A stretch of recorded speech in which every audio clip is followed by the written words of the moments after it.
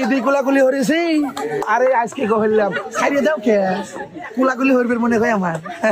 এই ভাই ভাই পাবে টোকেন, ভাই একটা টোকেন তোলো। তোর দেখে একটি টোকেন, হ্যাঁ ওখান থেকে একটি টোকেন তুলবো। আর দেখবো আমার ভাইয়ের জন্য কি রয়েছে।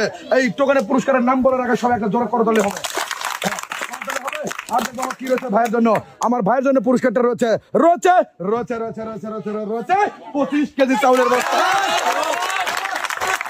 হ্যাঁ, এটা ছিল কথা বলি ভাইয়ের সাথে। আর ভাই এই যে আপনি খেলাতে অংশ নিয়েছেন এবং ফ্রিসবি খেলাটা খেললেন, খেলে যে পুরস্কার জিততে পারলেন, আপনার মনের অনুভূতিটা কি বলেন?